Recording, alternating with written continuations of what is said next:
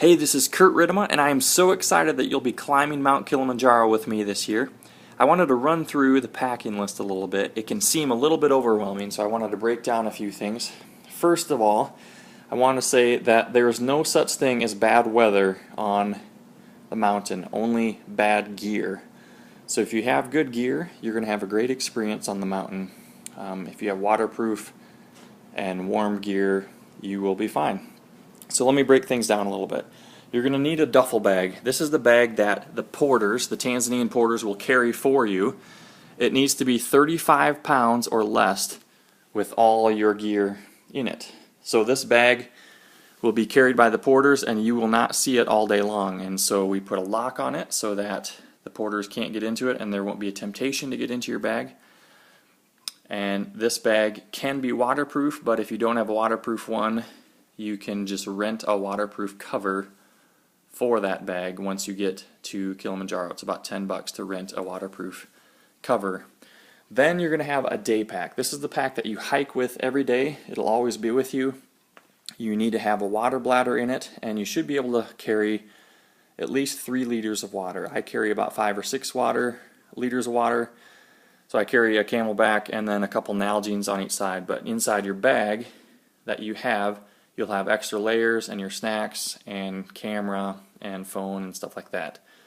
Anything valuable you'll probably carry with you. So that's the 2 bags that you need, a duffel bag and a day pack. So I'm going to walk through what you start out the trip on. The very first day it is very hot, so I like to start out in hiking shorts and just a t-shirt, polarized sunglasses, a hat. I like to wear a ball cap, but you can wear one that shields your neck as well. And then I wear hiking shoes, and then you got to have hiking poles on this trip, especially for the way down. It's really slippery, and on summit night you'll want the poles especially, so you got to have poles on this trip. Then I bring an extra layer all the time in my day pack. It's good to have a light pair of gloves in your day pack, and then also a rain jacket with you at all times. The weather can change very quickly, and it's good to have a rain jacket. A poncho will work also, but make sure if you have a rain jacket that it is tested and it actually does repel water. And then if your day pack does not have a built-in rain cover, you might want to get just a cheap rain cover to keep your day pack dry, because you don't want your camera or phone and stuff getting wet. So that's kind of what you would carry with you, and that's what I start the trip with. Now, these other items are things that are going to go into your duffel bag, and some of these items cross over on the packing list, and so I want to walk you through what they are. 2 pairs of hiking pants, polyester or nylon. You can get by with one, but again, this is a 7-day hike, and so one pair will probably start to get a little bit gross, so I like to rotate with 2 pairs of hiking pants. Then these are very important items. These are 2 base layer tops and 2 base layer bottoms. They trap your body heat in, so they keep you nice and warm. You can wear them in your sleeping bag at night and during the day for hiking, but especially on summit night you will need these 2 items. So 2 base layer tops, 2 base layer bottoms. Then I have another pair of hiking shorts in case my first one from the first day are gross. Then t-shirts. You don't want cotton t-shirts, but I do like to wear 50-50 shirts, but polyester or nylon is the best, but not all cotton, but I like to wear 50-50 shirts.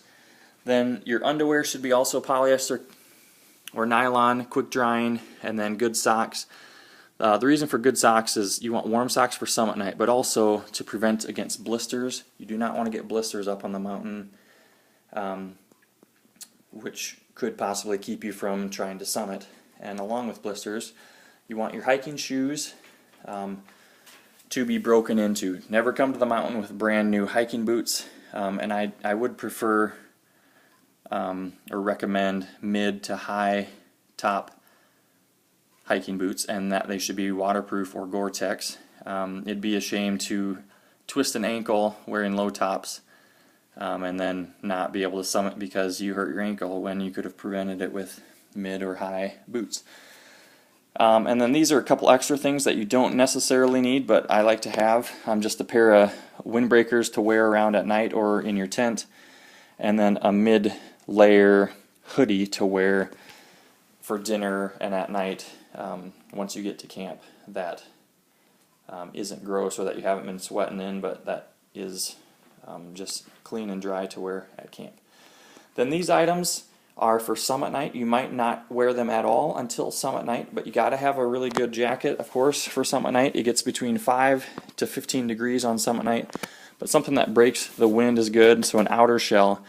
But you might be thinking that you need several layers for summit night because it's going to be so cold, but actually if you have these base layers on, which trap your body heat in, you really don't need a whole lot else. So for instance, I wear these two base layer tops and my coat, and that's it for summit night. And I wear these base layer bottoms and one pair of light hiking pants, and that's it. Now some people that I know wear snow pants on summit night, but really they're not necessary if you have some good base layer that is keeping and trapping your body heat in. So anyway, summit night you gotta have a coat, but you probably won't even wear this coat until summit night. And then also you gotta have a stocking hat, a good pair of gloves for summit night, and then also a balaclava to wear over your mouth and nose, because you're going to be breathing in cold air. You don't want to be breathing that in directly and possibly get sick. So something, a lightweight something to cover your mouth and nose to breathe for summit night. And then here's another couple extra things, not required, but kind of nice to have. If you've got ankle or knee problems, I like to bring a knee brace in case you tweak your knee. It's easy to tweak your knee, especially going down on these trails because there's loose rocks and stuff sometimes. We won't be showering all week, but they do give you water morning and night to do a bucket bath or wash your face. So if you want to bring a chamois towel, lightweight, it's good. And then also these are gaiters, definitely not necessary, but I wear them on summit night. They keep the dust out of your feet, and if it's raining, it'll keep your feet dry as well, but it's just kind of nice to have, but definitely not necessary to make it to the top. And then you're gonna also have a camping pad and sleeping bag, recommended 10 degrees or warmer than that, and then a camping pillow. Now all of these items need to fit into this duffel bag and be 35 pounds or less. So I like to bring a really nice camping pad because I want to sleep on comfort, but make sure it fits into your duffel bag. And all of this stuff will be carried by the porters and fit into that bag, including extra snacks, extra camera batteries, and all that stuff. So again, duffel bag, day pack, and some of the most important items I would like to point out: hiking poles for sure, waterproof hiking boots, a good summit coat, a 10 degree or less sleeping bag, and then base layers, lightweight base layers that trap your body heat in are very important. And then of course the ability to carry water, because you'll need water every day and lots of it to guard against altitude sickness. So anyway, hope this video was helpful, and that is a glimpse at the packing list.